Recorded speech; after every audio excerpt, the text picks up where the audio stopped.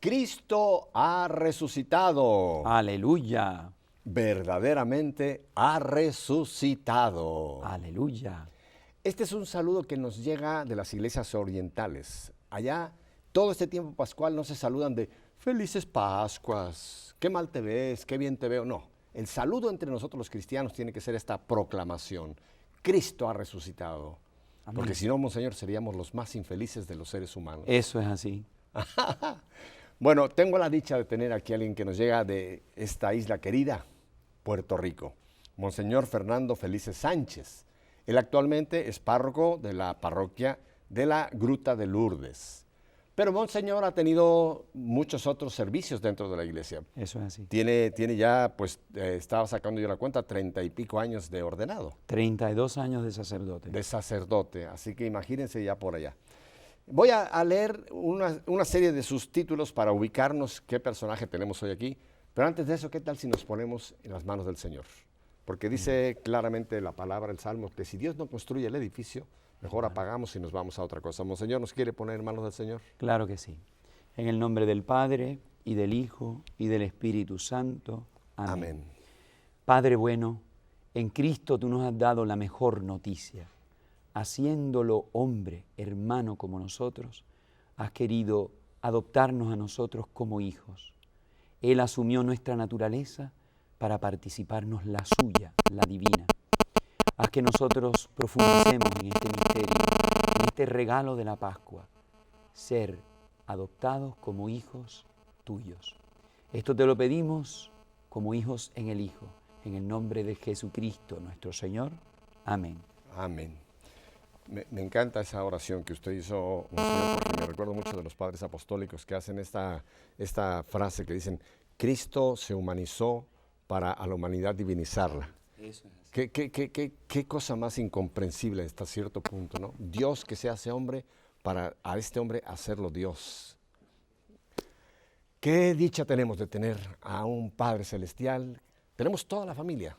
Tenemos un Padre Celestial, tenemos una madre que nos ama, la Virgen María, y tenemos un hermano, como nos ha dicho, nuestro hermano Jesús. Así que estamos completa la familia.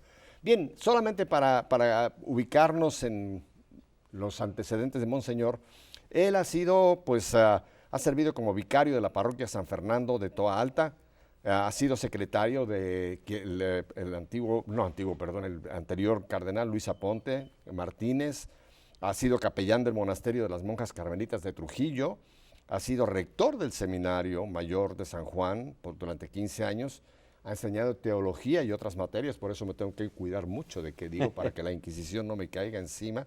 Ha sido promotor de vocaciones por 10 años y canciller en la Arquidiócesis de Puerto Rico. Aparte, entre otros de los muchos sombreros que tiene Monseñor, es graduado de Harvard. Law School. Law School, de la escuela de leyes, así que también me tengo que cuidar de no tener que caer en un juicio que me puede ir muy mal. Pero bueno, no, ya me tendrá de abogado. Oh, eso sí me gusta. Eso, entonces cuidado porque puedo decir cosas aquí que si me meten a la cárcel tengo quien me va a sacar.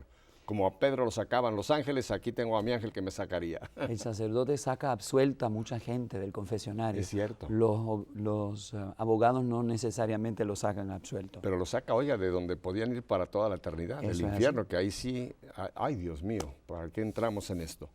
Bueno, pues antes que entremos en materia, porque hay un tema muy, muy interesante que vamos a tocar que tiene que ver mucho con Pascua. Eso es así. Y tiene que ver mucho con nuestra profesión de fe. Ahí se los dejo como las telenovelas para que no se vaya. Pero antes, Monseñor, háblenos un poquito de usted. ¿Dónde nace, su familia, su vocación? Cuéntenos un poquito de usted. Yo soy muy chismoso.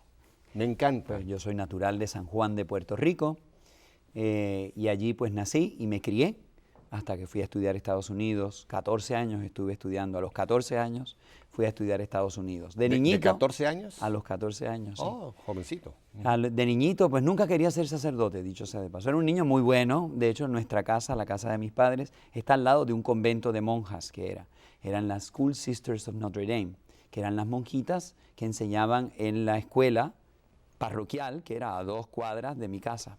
Así que yo fui a esa escuela. ¿En el viejo San Juan todo esto? No, eso es en Santurce, cerca del viejo San Juan. Sí. Y entonces ya tengo que confesar que en segundo grado me medio enamoré de la monjita que nos daba catecismo y me preparó para hacer la primera comunión. Y ella siempre hacía un ensayo de la confesión y yo me puse tan nervioso que me confesé con la monjita. Eso fue en segundo grado. En tercer grado quería ser astronauta. Ya en quinto grado hice un proyecto de unas pirámides en plasticina y empecé a leer de la historia y ya me propuse ser egiptólogo. Eso era la vocación que yo entendía que Dios me llamaba. De la monjita empezaron a gustar las momias. Las momias, las momias. Y que no tiene nada que ver con las mujeres. Nada tiene que ver. Cualquier semejanza con la realidad es mera coincidencia. Luego fui a estudiar a Estados Unidos y allí en New Hampshire, pues ya me gustaba más la historia, así que quería ser un profesor de historia. Allí también tuve la primera experiencia de trabajo voluntario. Así que había un programa para los estudiantes de escuela superior que ayudaban a los niños retardados mentales. También visitaban hospitales.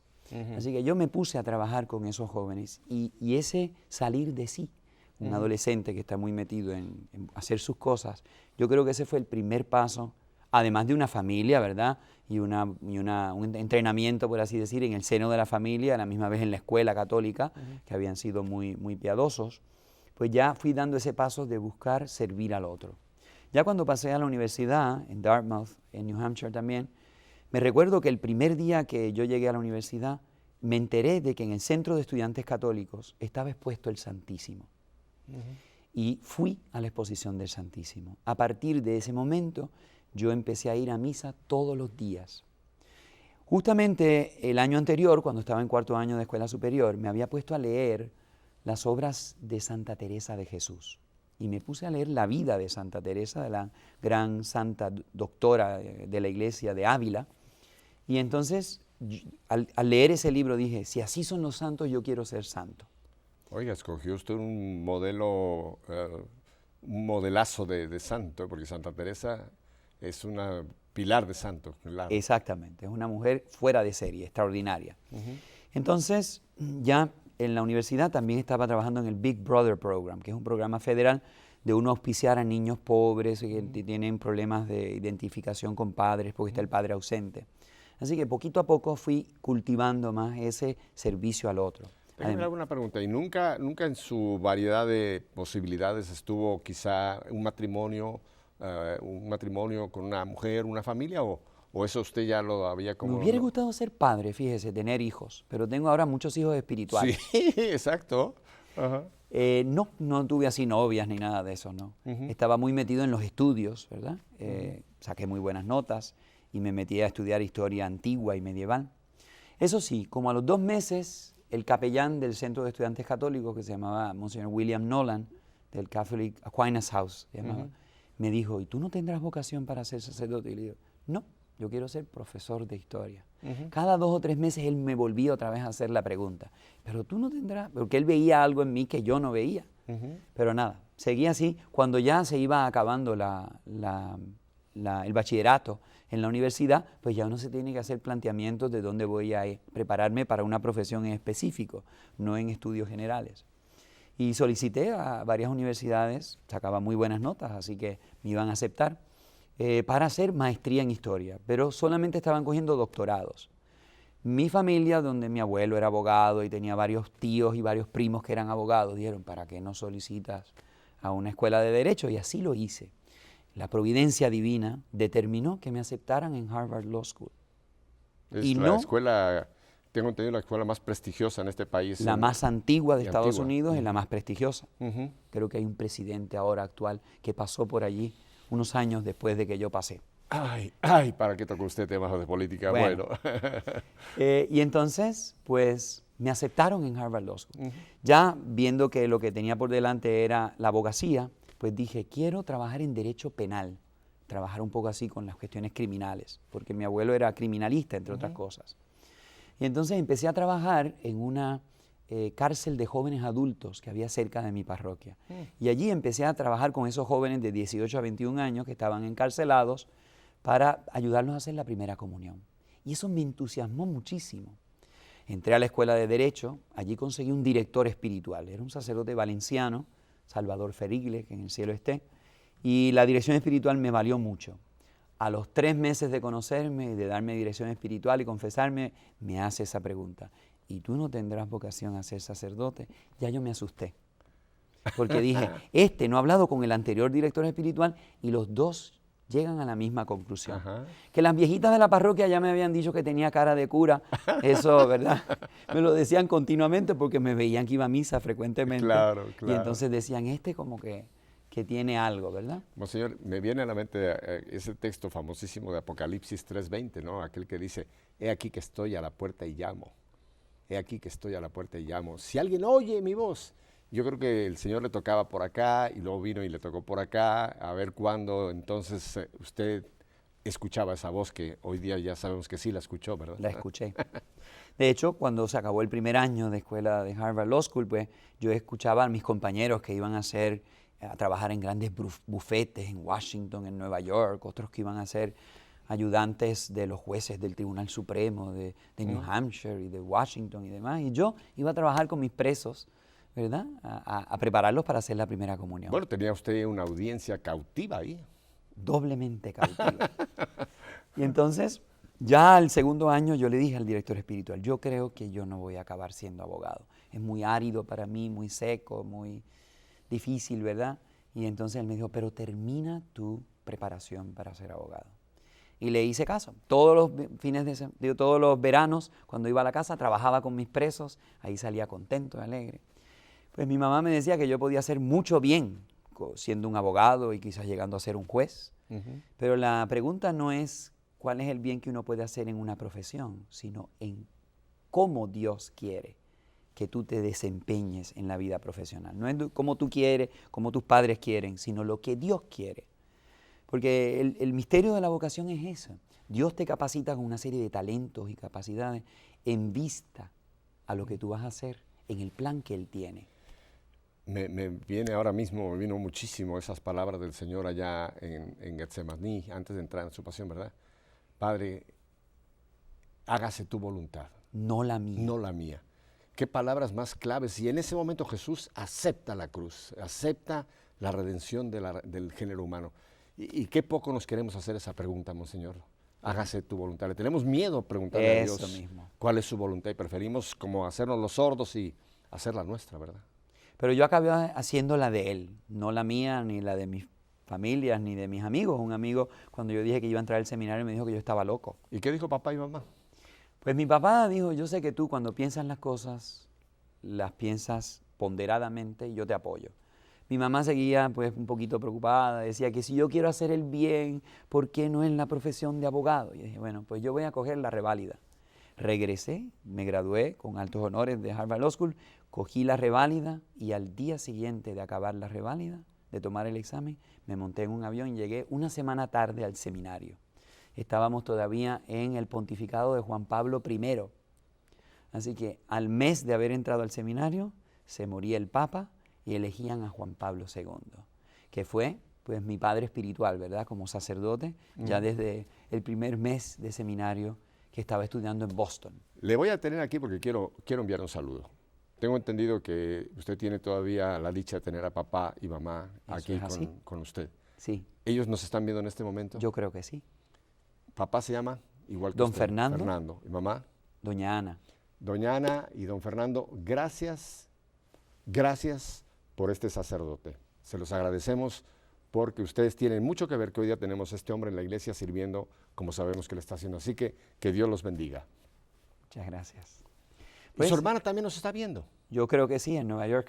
En Nueva York. ¿Ella se llama también? Ana también. Ana. Bueno, Ana también, felicidades. Felicidades por esta familia. Así que ya está la familia saludada. Muchísimas gracias a la familia que nos ha dado este sacerdote de Dios. Muchas gracias, don Pepe. Pues entonces ya el primer día me ordené en la Catedral de San Juan en víspera de mi santo. Y sucedió, porque la providencia es así, que ese día caía el día de Pentecostés. Así que a mí me ordenaron el 29 de mayo, víspera de San Fernando, que cayó el día de Pentecostés. Así que la primera misa que yo celebré... 30 de mayo. El 30 de mayo. Digo, pero yo tengo un hijo Fernando, mi tercer chico tiene el mismo nombre que usted, por eso me sé muy bien esa fecha del 30 de mayo. Pues debe ser buena gente. Y celebré la misa, porque tengo un sentido así de la historia, celebré en la misa en la iglesia donde se casaron mis padres Ah. y donde un año después iba yo a casar a mi hermano y luego iba a casar a mi hermana, en la misma iglesia de San José en el Viejo San Juan. Ajá. El cardenal me dio una semana de vacaciones porque quería pues saludar a los compañeros del seminario que habían venido, los profesores y otras amistades. Y el día del Sagrado Corazón de Jesús entré a la parroquia donde me habían asignado. Y me puede creer, don Pepe, que el primer joven que yo saludé en esa parroquia iba a ser dirigido espiritual mío y se iba a ser sacerdote. Ah. El día del Sagrado Corazón de 1982. Ajá. Y fui a parar a la parroquia de San Fernando de Toa Alta. Sí. Yo lo he dicho aquí un trillón de veces, Monseñor, yo no creo en las coincidencias, yo digo, Para todos nada. son cristoincidencias. Para Y nada. cuando empezamos a leer esas señales, ¿verdad? Vamos viendo esa mano de Dios, cómo nos va llevando suave, pero a la vez, si somos dóciles, en la dirección de su plan divino para nosotros. Él no pierde una oportunidad. Fíjese, uno diría, después de tantos estudios, de hecho, cuando me hice el examen físico para entrar al seminario, el doctor me preguntaba, ¿y tan preparado? ¿Y se va a ir al desperdicio siendo sacerdote? Y yo he encontrado todo lo contrario. Si quería ser profesor de historia, he enseñado cursos de historia. El primer viaje que hice ya de vacaciones de sacerdote fue a Egipto. Y incluso los estudios de leyes me han servido para mucho en el desempeño como sacerdote. Además de que saco a todos mis clientes absueltos del confesionario. Quiero que les cuente un detalle muy interesante que me contó antes de entrar en vivo, algo que sucedió con su mami en Egipto, que va a ser, les va a encantar este detalle tan femenino. Sí, como a mi mamá le gustan las antigüedades y se había entusiasmado mucho con Egipto, pues en el segundo viaje que yo hice a Egipto, fui con mi mamá y con otros amigos y una tía. Y entonces estábamos en el Museo del Cairo y hay una sección especial que si uno paga puede entrar a ver las momias. Así que entramos a ver las momias que había allí y mi mamá contemplando a Ramsés II, que es una figura imponente de Egipto, dijo, ¿para qué no le rezamos un Ave María por su eterno descanso? Así que en pleno Museo del Cairo, frente a la momia de Ramsés II le rezamos. Bueno, esa Ave María, vaya usted a saber cómo Dios la aplica en su economía, porque sabemos que ahí viene la intercesión, la famosa intercesión que tenemos por los difuntos, ¿verdad? Por los que se han marchado. Que Eso en Dios es que así. ya no existe tiempo, quizá esa Ave María, no sé cómo el Señor ¿Le la haya haya usado servido? para Ramsés. Un día lo vamos a saber allá arriba. A lo mejor Ramsés está esperándola a usted y a su mamá. Para darle las gracias. Sí. Me dieron el último empujoncito. El último pujocito para estar aquí. Qué bien. Entonces, todo este bagaje de conocimientos, Monseñor, usted se los entregó al Señor. Eso es así. Y desde ese momento usted está como sacerdote yendo a los lugares donde Dios lo ha querido sirviendo dentro de su iglesia, la iglesia católica. De hecho, nunca he dicho yo quiero ir a ese lugar. Siempre lo he ido por obediencia, en el caso del señor cardenal que me pedía, ¿verdad? El Jueves Santo, después de 9 meses de estar en la parroquia como un joven sacerdote que tenía braces y demás, me dice, te quiero como secretario. Y yo estaba bien triste ese Jueves Santo por la noche y la gente decía, el padre está tan emocionado, pero no podía decir que es que me iban a cambiar de la parroquia para hacerme secretario del cardenal. Tremendo responsabilidad. De hecho, yo había rogado, tengo el diario todavía que tenía de diácono y decía que yo trabajaría con los jóvenes, con los ancianos, con los pobres, pero no en una oficina de la iglesia. Y a los 9 meses de ordenado estuve en una oficina de la iglesia. Entonces se aplica eso de que nunca digas nunca. Al Señor no, esas oraciones se entienden al revés en el cielo. Nunca le niegues nada porque entonces el Señor te lo va a dar para liberarte de esa esclavitud, a ese gustito que tienes. Monseñor, me gustaría solamente volver a un punto que creo que es sumamente importante. Nos ven mucha juventud. En este momento nos están viendo y escuchando muchos jóvenes también por Radio Católica Mundial. Usted dejó todo lo que un joven diría el porvenir más brillante que puede haber. Toda una carrera en una universidad prestigiosísima, con estudios altísimos, etc. Usted tenía el mundo por delante y usted todo esto lo pone y lo deja. Mi pregunta es, ahora usted como sacerdote, que muchos dicen un pobre sacerdote, como muchas veces lo ve la juventud, ¿es usted feliz? Súper feliz. Honro mi apellido. Felices. Bueno, sí, el apellido es Felices, pero porque mucha juventud piensa que la vida de un sacerdote es aburrida, es monótona, es un fracaso, que usted entró allá porque no tenía ninguna otra oportunidad en la vida y que ahí pues por lo menos encontró usted, como decimos en México, una chambita. ¿Qué le dice usted a esa juventud que tienen ese dilema entre el mundo o lo que el mundo ofrece y lo que el Señor ofrece? No van a encontrar un amor más pleno, más retante, más creativo, más exigente y que recompense más que el amor de Dios. Dígaselos a esta cámara, porque lo están viendo ahora así, cara a cara. Dígaselos ahí a estos jóvenes. Nunca te equivocas si le dices que sí a Dios. Aunque te lo pida todo, te va a dar mucho más de lo que tú le estás entregando. Es más, te va a dar 100 veces más de lo que tú le puedas dar. Eso yo lo he comprobado continuamente en mi vida, siempre. Usted no tuvo una esposa en el sentido de una mujer, usted no tuvo unos hijos en el sentido biológico, pero usted ahora tiene una esposa que es la iglesia y usted tiene miles de hijos espirituales que le dan esa felicidad que quizás a mí me la ha dado mi esposa y mis hijos, y quizás en un sentido más amplio, ¿verdad? Porque usted tiene además otras facultades que puedes perdonar en nombre de Jesús los pecados, llevar a parejas a un matrimonio, llevar a una persona que va a partir de este mundo que se ponga bien. Qué maravilla es las facultades que Dios le concede a un hombre dentro de la vida sacerdotal. Que uno no deja de asombrarse que uno pueda hacer todas esas cosas. A mí verdaderamente me mantiene muy humilde el ser sacerdote. Cuando escucho la confesión de las personas, a veces yo en el interior digo, yo también he cometido ese pecado, ¿no? Y veo como un alma se desnuda, ¿verdad? Con esa sinceridad, ¿verdad? Yo veo casi como una operación, una cosa tan delicada. Y verdaderamente a mí eso me conmueve. Y ahora que usted pone esas manos que ni los ángeles tienen el privilegio de tomar ese pan y ese vino y pronunciar esas palabras y ver ese milagro de los milagros que ese pan y ese vino ya son el cuerpo, la sangre, el alma y la divinidad de Jesús. Como lo he oído, ni los ángeles tienen ese privilegio que Dios les concede a ustedes. De hecho, yo diría que mi vocación es una vocación eucarística. Comenzó en esa universidad yendo a misa todos los días. Y ahora tengo la dicha de que en la Gruta de Lourdes está el Santísimo expuesto. He logrado que sea un santuario eucarístico, así que desde lunes a los viernes todo el día está el Santísimo, para que todo el mundo pueda ir al mejor médico, al mejor amigo, al mejor psicólogo, al mejor Señor que nunca se nos muere, al mejor amor que siempre nos es fiel. Allí está esperando, ¿no? Que no nos cobra nada. Así que yo entiendo de que la vida como sacerdote para mí ha sido una gran felicidad, me siento muy satisfecho. No es que no haya llorado, de hecho de sacerdote he llorado más que antes de ser sacerdote, ¿no? He llorado con las penas de otras personas, ¿no? Porque uno tiene que ser cercano a las personas, ¿no?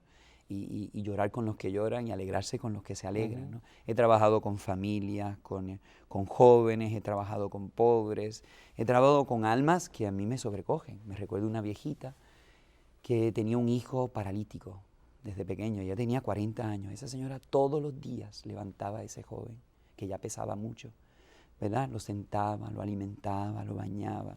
Y un día me recuerdo, hablando con doña María, se llamaba, y le digo, doña María, ¿qué cruz pesada usted ha tenido en su vida? Nunca se ha cogido vacaciones. Y ella me dijo, ¿qué cruz si es mi hijo? Pues eso a mí me sobrecogió, ¿verdad? Yo era un pechoncito de cura empezando y esta señora me estaba dando una lección. Yo veía la cruz, ella veía al hijo. Y eso transformaba la experiencia, ¿no? Así que verdaderamente para mí el ser sacerdote es una... No me hubiera podido imaginar todas las bellezas, las riquezas, la diversidad de experiencias que el Señor me tenía deparada en estos 32 años de cura.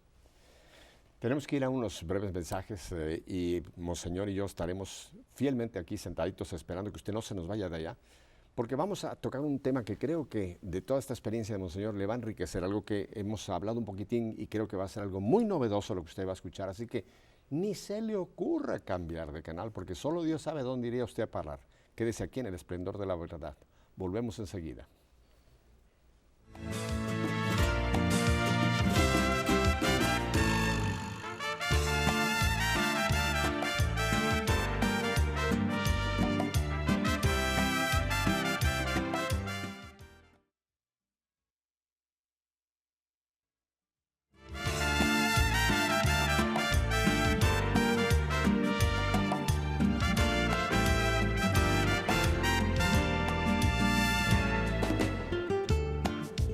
Yo estaba esperando una salsa, una música un poco más caribeña. puertorriqueña, más caribeña, pero nos pusieron un poquito aquí de medio música, medio mexicana, parecía, ¿verdad? Un poquito así como mariachi. Así que, bueno, aquí vamos.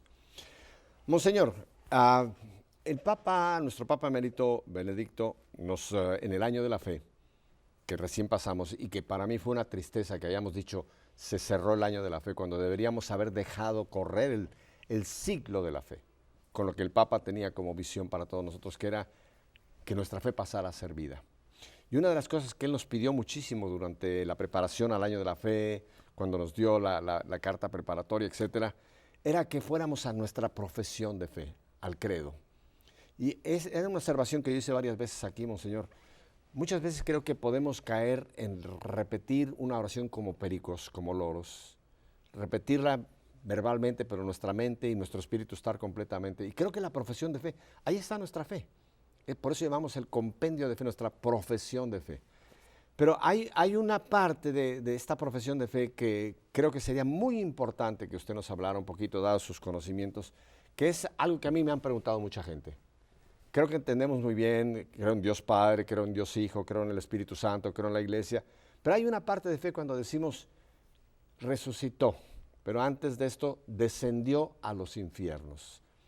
Le hago esta pregunta porque hay mucha gente que me dice, ¿cómo Cristo, que había entregado su vida en la cruz, tuvo que ir al infierno? Aquí le dejo el tema. ¿Qué nos dice usted de esa parte de nuestra profesión de fe? El credo de los apóstoles, que es el que usted está citando, tiene 12 artículos y cada uno ha sido asignado en la tradición de la Iglesia a uno de los apóstoles. El quinto artículo del credo de los apóstoles ha sido asignado al apóstol Santo Tomás, porque él fue el que no creyó de la resurrección. Y el quinto artículo dice, descendió a los infiernos y al tercer día resucitó de entre los muertos. Y no sabemos lo que eso significa, fíjese, no sabemos la implicación de ese artículo tan rico de nuestra fe. Cuando yo estaba preparando mi tesis de teología en el seminario, la dediqué precisamente al valor soteriológico o salvífico que tiene el descenso de Cristo al lugar de los muertos. En el Antiguo Testamento, los muertos era un reino donde Dios no intervenía, vivían siempre en las tinieblas, no tenían esperanza, Dios no había hecho nada por los muertos. Léase el Salmo 88 o lea el libro del Coelet para que usted vea que los judíos ni tenían oraciones, no tenían culto a los muertos, ni estaba prohibido incluso invocar a los muertos. Era muerte segura. Pero entonces un punto que es muy importante. Sí creían que el alma, al morir, digamos, el cuerpo biológicamente, el alma salía de ese cuerpo, pero iba a un lugar de tinieblas, iba a un lugar sin esperanza. El Sheol. No como algunos dicen que el alma desaparecía y se acabó, no. Había otra vida allá, pero una vida de tristeza, de sombras. Ajá. De hecho, el lugar de los muertos, el Sheol, para usar la palabra hebrea. Significaba el lugar, era como una garganta que se tragaba todo, una garganta insaciable. También a veces le decían, era un vientre estéril, porque nunca había parido a nadie. Y si usted lee toda la poesía judía, sobre todo los salmos, pues usted verá que las puertas del lugar de los muertos se cierran tras de mí, y eso era la señal de que ya uno no iba a salir de allí. Cristo viene a salvar a todas las personas, a los vivos y a los muertos. Él incluso dice, Dios es un Dios de vivos, no de muertos. Y entonces San Gregorio Nacianceno dice, lo que Cristo no ha asumido de nuestra historia y de nuestra humanidad, no lo ha salvado. Entonces, Él quiso experimentar el estado de estar muerto.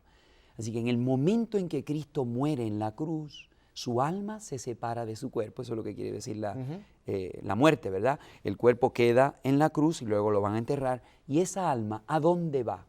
Va al lugar de los muertos, porque va a salvar a los que desde Adán habían muerto y no podían entrar en el reino de los cielos. Porque ¿para qué necesitamos un Salvador si cuando la gente se muere puede llegar al cielo? Así que las puertas del cielo estaban cerradas por el pecado de Adán. Y Cristo viene a abrirnos esas puertas, pero primero tiene que compartir la condición de alma desencarnada. Lo que pasa en el credo es que ese artículo entra en el credo de los apóstoles, que era el credo bautismal antiguo de Roma, ya está constatado en el siglo II. En el siglo IV le añaden esa frase, decendit ad inferos. Cuando se traduce al español se usa una palabra equívoca y se dice infiernos. Fíjese que es en plural, no dicen infierno, no es el lugar de los condenados. En francés pasa lo mismo, enfer, y en italiano, agli inferi. En inglés hay una sola palabra para el lugar de los muertos y el lugar de la condena, hell. ¿No? Pero en español por lo menos dice a los infiernos. No es al lugar de los condenados, es al lugar, era esa cueva, ese lugar donde estaban todas las almas de los que no habían podido entrar en el reino de los cielos. Si usted lee el Génesis, verá que cuando Dios expulsa a Adán y Eva del paraíso, pone un ángel, un serafín, un querubín con una espada de fuego. Esa era la justicia divina. Por lo tanto, a los pecadores no podían entrar en la presencia de Dios por la justicia divina.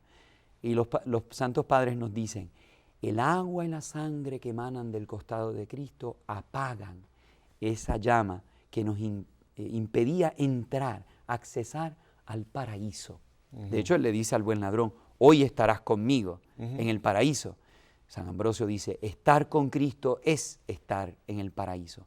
Así que el alma de Cristo baja al lugar de los muertos. La muerte la deja entrar. Hay un padre de la iglesia que dice que fue la carnada para entrar dentro de esa boca de esta ballena insaciable. Y una vez entra Cristo, dice, les vengo a traer el Evangelio.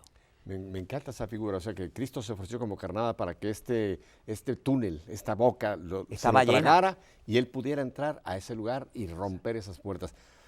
Yo sé, monseñor, para que nos siga usted explicando que usted ha imaginado y ya lo ha plasmado un mural que se está, lo va a tener usted, lo tiene ya, no sé si ya está. Sí, desde el 2009 preside el ábside de la parroquia. Yo quisiera que nos lo pusieran en pantalla ahora la gráfica de este mural para que usted nos pueda explicar, porque creo que ahí está en una forma visual lo que usted nos va diciendo y esto le va a ir dando más luz a toda nuestra... Cuando yo hablo sobre este tema y le pregunto a los católicos, ¿ustedes han visto algún retrato, alguna representación, alguna imagen del descenso? Prácticamente nadie ha visto eso. ¿Por qué eso ha desaparecido de la experiencia de culto católico?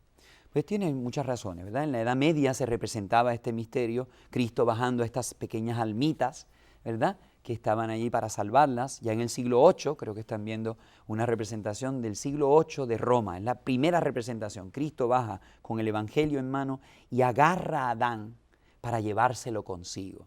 Y luego la pintura católica lo siguió representando. Fra Angelico ve como una cueva donde Cristo rompe las puertas, aplasta al demonio y viene a rescatar a todas las almas. Y esta que teníamos hace un momento en pantalla, que tengo la dicha que usted ya me regaló una pequeña copia, usted la puede observar y nos puede ir dando la explicación que usted nos venía dando basándonos en este ícono que tenemos ahora en pantalla. Es que le quería explicar que hay dos tradiciones. La tradición oriental bizantina representa a Cristo que viene a visitar al lugar de los muertos, a traer el Evangelio y a llevarse todas esas almas al cielo.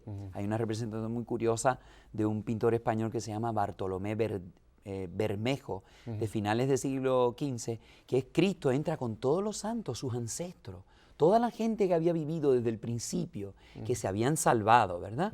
Él los rescata y los hace entrar al cielo a dar gracias a Dios. Entonces, la tradición latina, ¿qué pasó? Que en el Renacimiento se mundanizó. En otras palabras, el Renacimiento, que tanto valor le daba al cuerpo humano, pues empezó a representar desnudos. Cristo venía a visitar casi como un club nudista, ¿verdad? A todas estas almas de los patriarcas, se llamaba también el limbo de los santos padres, a rescatarlos. Los protestantes en el siglo XVI atacaron esta verdad de la fe, del credo, diciendo que no era bíblica. Aunque la primera carta de San Pedro, capítulo 4, versículo 6, dice, hasta la muerte ha sido anunciada la buena noticia. Y San Juan nos dice que Jesús dice, oirán la voz del Hijo de Dios y los muertos se despertarán. Y Mateo 27 nos dice que cuando Cristo grita en la cruz, se rajó el velo del templo, se rajaron las piedras y se rajaron los sepulcros y salieron los santos y después de su resurrección entraron en la ciudad santa. Así que hay unos textos muy claros en el Nuevo Testamento que hablan del misterio del descenso. No lo describen, pero sí lo refieren. Incluso fíjese, esa frase que es la típica en el Nuevo Testamento dice, resucitó de entre los muertos. Así que estaba entre los muertos para luego de allí haber resucitado. La tradición, entonces, ¿qué pasa? El Concilio de Trento mandó a que se quitaran de las iglesias católicas todas las representaciones donde habían desnudos y podía herir la sensibilidad de los fieles. Entonces desapareció la representación del misterio del descenso. Todavía han llegado a ver en México y en Perú algunas representaciones del siglo XVII y XVIII de Cristo bajando al lugar de los muertos, pero eso es una cosa muy rara. Solamente un comentario. Yo me recuerdo muy de pequeño, monseñor, en una parroquia a la cual asistíamos, que había un cuadro que a mí me aterrorizaba cada vez que íbamos a misa con papá y mamá, que era un cuadro del purgatorio, no del infierno, del purgatorio, pero presentaba un lugar horrendo, con almas retorciéndose, pegando gritos, y decía yo, Dios mío, si esto es, yo mejor desaparezco cuando me muera. Y era el arte que nos presentaban en aquel momento, pero no era como usted ha dicho, el lugar de los muertos, sino era el purgatorio, era lo más que llegábamos. Exacto. De hecho, cuando consulté un catecismo moderno, que a veces ilustraba, un catecismo de Estados Unidos de 1950, era como Cristo así, anunciándole a las pobres almas que estaban en el fuego, por la confusión de la palabra infiernos. Finalmente, ¿qué ha pasado? Pues yo he tratado en este mural que he hecho para la parroquia de recoger la tradición bizantina y la tradición latina. Y fíjense que en el centro está Jesucristo y Él está rodeado de una almendra de luz, que significa la Santísima Trinidad, que acompaña al alma de Cristo. Y Cristo viene a buscar a Adán y a Eva. Pero no solamente los saca del sepulcro. En Occidente hemos representado la resurrección, Cristo poniendo un pie fuera de la tumba, diciendo, sí, la saca con un banderín. Que parece un de fútbol. Sí. Pero eso verdaderamente es muy pobre para representar el misterio de la resurrección. Y por eso en ese mural hemos querido poner a Cristo, el alma de Cristo, que viene, no solamente, fíjense que Él no saluda a Adán y Eva, sino que lo coge por el pulso, los saca de los sepulcros y los mete dentro de su naturaleza divina. La resurrección de nuestro cuerpo es participar de la naturaleza divina. Esa es la verdadera resurrección, no es salir de una tumba a ponerme a caminar. En este mural hay algo muy interesante que usted nos estaba explicando. Vemos ahí unas puertas que están rotas. ¿Qué simbolismo tiene estas puertas? Ya no hay más esas puertas cerrando para la eternidad a los que parten de aquí. Quiere decir que Cristo ha destruido el poder de la muerte de retener a sus muertos. Fíjese que cuando Él le da el poder de las llaves a Pedro, dice, las puertas del infierno no prevalecerán. Ajá. Así que da las llaves de derrotar la muerte y de abrir las puertas de la vida. Ahora, en este mural vemos dos grupos de personas. Unos están a la derecha de Cristo, unos están a la izquierda. ¿Qué representan estos dos grupos, monseñor? Los que están a la derecha de Cristo en una cueva son todos los que vivieron desde Adán hasta que llega Cristo, que habían muerto antes que Él. Y los que están al otro lado, donde está el paraíso, son los que hemos venido después, desde San Pedro hasta San Juan Pablo II, que está en una esquinita. Para que la gente entienda muy bien el misterio o la teología de este punto que usted nos está diciendo, entonces, por ejemplo, grandes hombres de la historia del Antiguo Testamento, voy a poner, por ejemplo, Moisés, David, ninguno de ellos estaban, Elías, bueno, todos los grandes personajes del Antiguo Testamento, ninguno estaba en el cielo. Ninguno había llegado al cielo. Así que ese es el momento en que Cristo redime a todos los que han sufrido por Él. Uno de los padres de la iglesia dice, yo sufrí en Abel, fui perseguido en Moisés, fui perseguido en Elías, ¿no? Así que ahí es donde todo el sentido de las vidas y toda la misión que ellos tuvieron en la historia de la salvación llega a su plenitud. Cuando Cristo, que Él lo dijo el domingo pasado, dijo, nadie va al Padre sino por mí. Y el domingo antepasado dijo, yo soy la puerta, el que entra en el reino de los cielos tiene que entrar por mí. Así que ese mural también nos da una representación de que Cristo es el centro de la historia. Y Él no solamente ha salvado a los que venimos después, sino a toda la humanidad. Se le ofrece esa posibilidad de la salvación. Y entonces el grupo que vemos a la derecha, yo he podido identificar algunos de los muchos personajes que usted tiene. ¿Qué significa este gran grupo que están en el otro lado de este abismo que ya queda roto? Pues esos son los santos que han venido después. En primera línea están los apóstoles, en segunda están los mártires, luego vienen los grandes fundadores, tanto en Oriente como Occidente, los mendicantes, así que viene San Francisco, los santos reyes también, como Santa Olga, San Fernando, San Wenceslao, ¿verdad? Y de todas las categorías. Luego vienen los santos del siglo XVI, Santa Teresa, San Ignacio, San Juan de Ávila, y luego los santos misioneros, San Vicente de Paúl, y incluso santos de otras misiones, así que ahí se ve la catolicidad de la iglesia, santos coreanos, santos chinos, santos africanos, ¿verdad? Santos de Australia y de todos los países habidos y por ahí, los santos mártires del siglo XX, que tantos mártires le ha dado a la iglesia, ¿no? En todas las persecuciones en México, en España, luego las persecuciones nazistas y comunistas y las persecuciones que todavía... Y la que hay en este mismo momento, Monseñor, que nos hemos olvidado de que en este mismo momento está habiendo mártires por su fe. Alguien sacó una estadística, dicen que podemos decir que cada 5 minutos está muriendo una persona por razones de su fe. Así que en este mismo momento, hoy mismo, en lo que llevamos este programa, han muerto personas por mantener su fe en Cristo Jesús. Yo creo que es un misterio que debemos celebrar de nuestra fe y que no debe desaparecer de nuestra vista y mucho menos de nuestras convicciones. El Señor Jesucristo es Señor de vivos y de muertos. Estoy seguro que ahora que mucha gente ha visto este ícono, este mural que usted tiene en su parroquia, tendrían interés de volverlo. En su página web, en algún lugar, ¿está accesible? Sí. Que se puede ir para que la gente lo pueda con calma contemplar, claro, la gran teología que hay en esta mural, en esta... Sí, el lugar del website de la parroquia es www.lagrutadelourdes.org. Tengo pensado escribir un libro, ¿verdad?, sobre esto para que las personas puedan entender con la ilustración toda la riqueza de nuestra fe. Bueno, ya le hago aquí una invitación, desde ahora mismo. El día que usted tenga el libro, aquí queremos darle la primicia. ¿Cómo no? Que sea este el primer lugar cuando usted venga a decir, ya el libro va a estar disponible para tal, porque estoy seguro que va a haber muchísima gente interesada en conocer esto.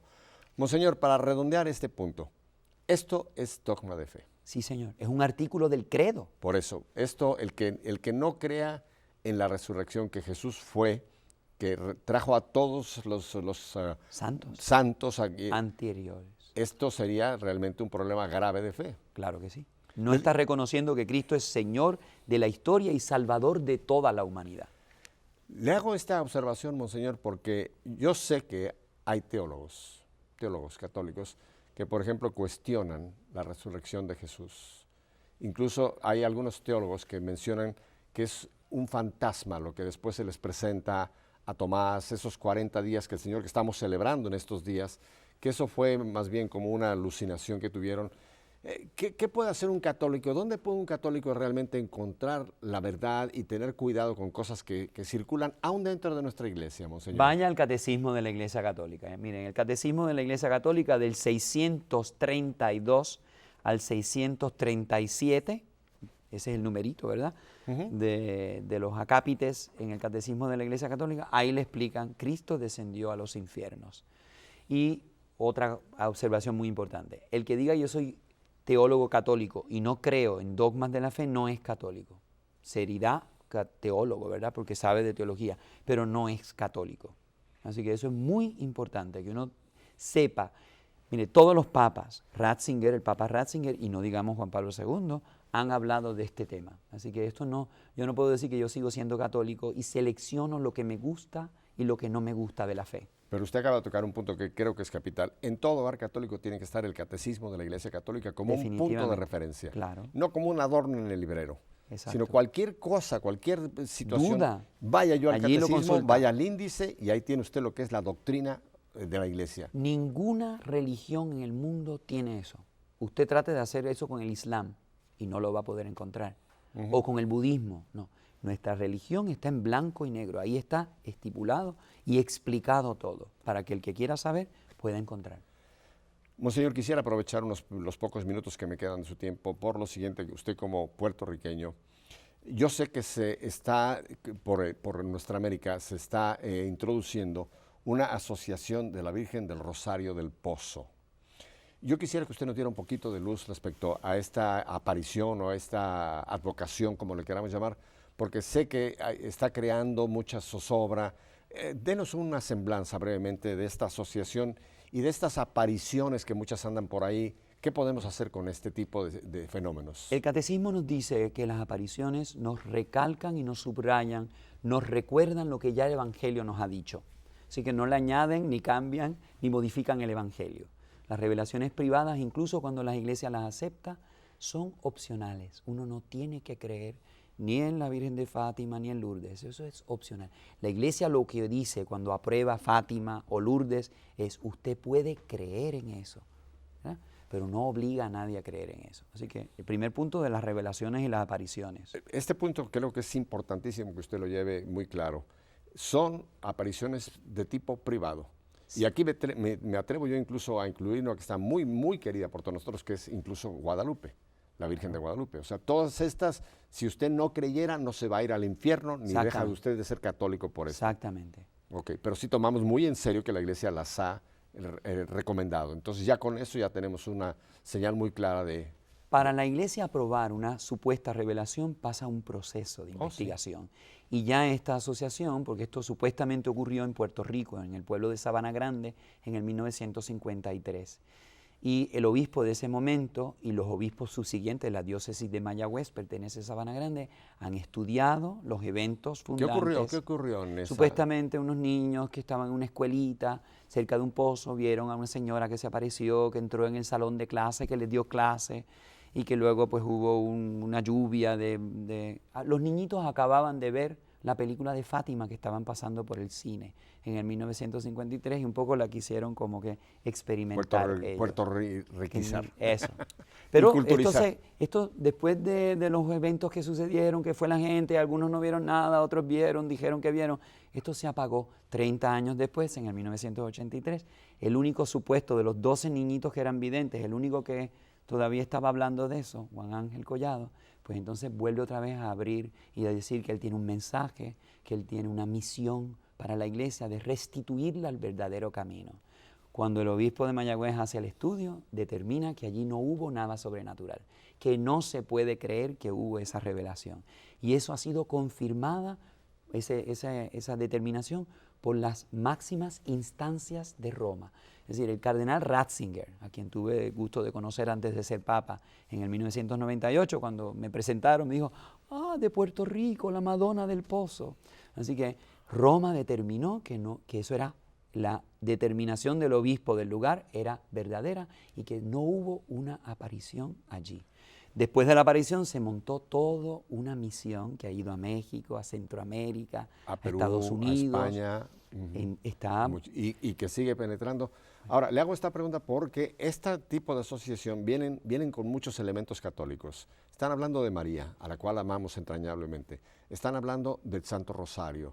Están hablando de penitencias. Están hablando de una serie de elementos que suenan muy católicos, monseñor. Entonces, ¿cómo puede uno discernir qué es un ángel disfrazado, que como dice Satanás se puede disfrazar de ángel de luz, presentarnos cosas que aparentemente tienen un valor católico y sin embargo adentro haber una tremenda mentira que puede conducir a un culto, como tengo entendido que es casi esta asociación? Desgraciadamente eso se ha vuelto, es un culto, una secta con unos elementos muy peligrosos. Yo participé en la visita apostólica, que es cuando la Santa Sede le encarga a un obispo o a un arzobispo de confianza estudiar un fenómeno. Y vino el señor arzobispo de Chihuahua, estoy hablando del 2000, 2005, 2001, por ahí, en esa fecha. Y vino el señor arzobispo de Chihuahua y entrevistó a las personas que habían salido de la asociación, que se llamaban los expromulgadores. Porque la asociación parece como que es un culto a la Virgen y aquello y lo otro, pero luego de que se hacen una serie de promesas y un rito muy extraño que se inician como promulgadores de la devoción del pozo, ya entran en las esferas íntimas, donde el supuesto vidente da una serie de informaciones extrañísimas, ¿no? Que deforman todos esos elementos católicos, todo un plan de vida católica está totalmente deformado. ¿El vidente quién dice que es él? Juan Ángel Collado.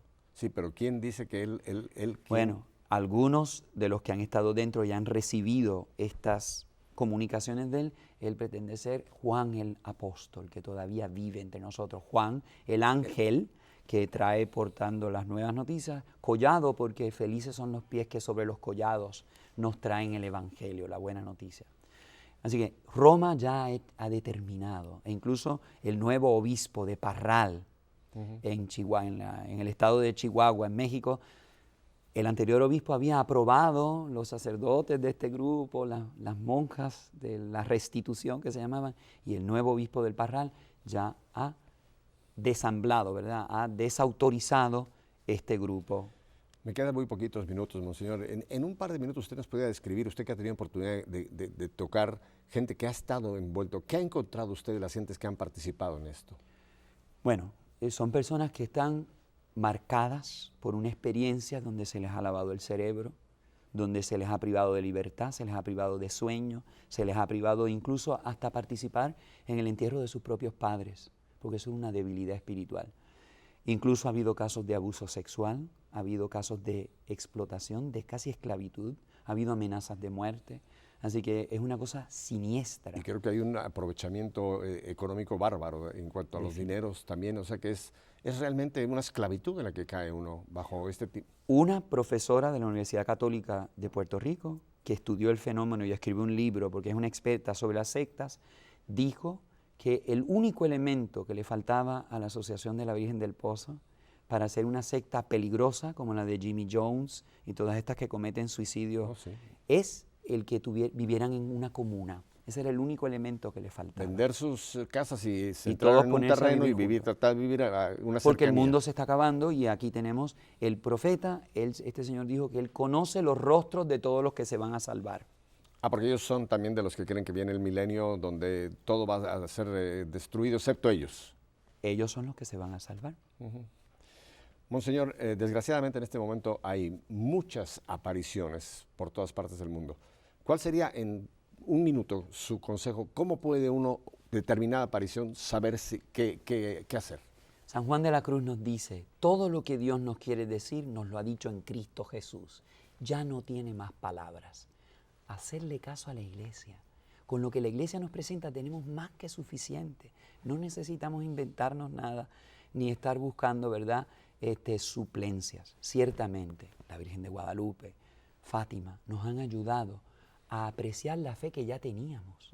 No es que nos deforman la fe. Así que hay que hacerle caso a la iglesia. Por eso Cristo le ha prometido acompañar siempre a la iglesia, que en algunos de sus pastores, sacerdotes, fieles ha fallado, son hijos pecadores de la iglesia, pero la iglesia en su conjunto, en la voz de Pedro, nunca ha fallado. Monseñor, el tiempo se nos ha ido volando y yo sé que habría mucho más que pudiéramos abundar sobre este tema. Ahí lo dejamos. Consulte a la iglesia, vaya al obispo local, ahí va a encontrar usted lo que es la verdad y va a poder discernir entre lo que es falso y lo que es auténtico. Le agradezco infinito. Esta es su casa, monseñor. Espero poder contar con su presencia en otras ocasiones porque usted tiene mucho todavía que nos puede dar. Voy a dar en este momento su dirección electrónica para que la gente que tenga interés nos pueda contactar y sobre todo para las personas de radio que no lo tienen en pantalla. Es muy fácil, es www o w, como a usted le guste, www. Y luego todo juntito, La Gruta de Lourdes PR, que quiere decir Puerto Rico. No ponga todo Puerto Rico, ponga PR solamente, pero ponga La Gruta de Lourdes, porque así se escribe, pr.org. Esa es la página. Sí, de la parroquia. De la parroquia. Ahí se encuentra la imagen que usted nos mostró, este icono precioso, que la gente lo puede ir para meditar sobre esta luz que usted nos ofreció, sobre descendió a los infiernos, ¿verdad? Muy bien. Pues, ¿qué les parece, verdad? Que el tiempo se nos ha ido volando. Le voy a pedir un último favor a Monseñor. Monseñor, usted nos quisiera dar la bendición. Claro que sí. En el nombre del Padre, del Hijo y del Espíritu Santo. Amén. Oh buen Jesús, que te has hecho hermano nuestro y nos has dado el amor que tú tienes por el Padre y Él tiene por ti, el Espíritu Santo, para que haga morada en nuestros corazones. Concédenos ser dóciles a sus inspiraciones y sobre todo estar muy enamorados de la esposa que tú nos has dado, la Iglesia, nuestra Madre y Maestra. Esta oración te la presentamos a ti, oh buen Jesús, divino Redentor, que has tenido compasión y misericordia de los muertos y de los vivos, que nos invitas a participar de la gloria eterna contigo en el reino de los cielos. Tú que vives y reinas un solo Dios por los siglos de los siglos. Amén. ¿Y la bendición? Dios los bendiga en el nombre del Padre, y del Hijo, y del Espíritu Santo. Amén. Bueno, espero que ustedes, igual que yo, han disfrutado este rato tan ameno que hemos pasado con Monseñor Fernando. Espero que realmente el Señor lo lleve con bien a su querido Puerto Rico, pero espero que el Señor nos conceda también en un futuro no lejano la dicha de poderlo volver a tener aquí en Nuestra Fe en Vivo.